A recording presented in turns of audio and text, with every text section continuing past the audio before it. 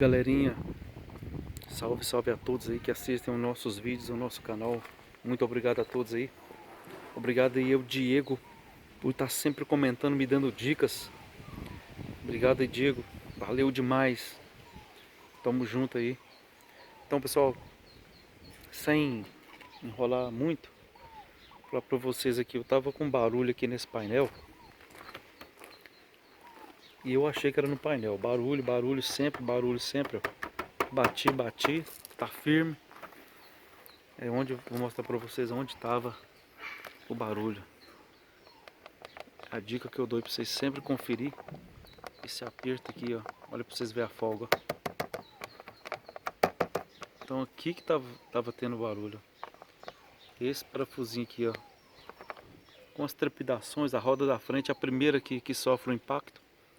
Então acaba que afrouxando aqui, ó. E eu tava procurando, achei que tava aqui no painel. Olhei aqui, acabei encontrando. Inclusive aqui eu vou ter que substituir, ó. Esse parafuso aqui foi trocado, ó. Não era esse que estava aqui. Então eu vou vir lá na oficina se ele sabe do outro.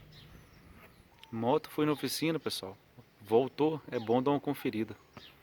Às vezes já aconteceu comigo de estar faltando aqui, não nessa moto, né, na bis. Tá faltando um parafusinho. Bom você dar uma conferida antes de você pegar sua moto. Então agora, bora fazer um aperto, né? Bora depois procurar, né, onde está o outro que é igual esse, né? Isso aí, tamo junto, aquele abraço.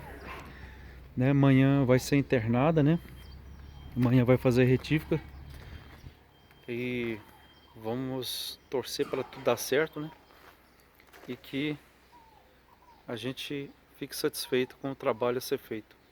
Depois eu vou falar para vocês o local aqui, né? É onde a mão de obra aqui na cidade tá mais no jeito, mais barato. E é isso aí, tamo junto. Nossa maquininha vai ser internada aí, ó. Coisinha linda, né, pessoal? Tamo junto. Um abraço a todos aí, vocês que assistem os vídeos, Ismael, Diego. É os que eu tô lembrando o nome agora. Mandar um salve também. Caramba, pessoal, tem que anotar, eu esqueço os nomes aí. Caramba. Vou ver se eu anoto todos os nomes aí de vocês que estão assistindo os vídeos aí.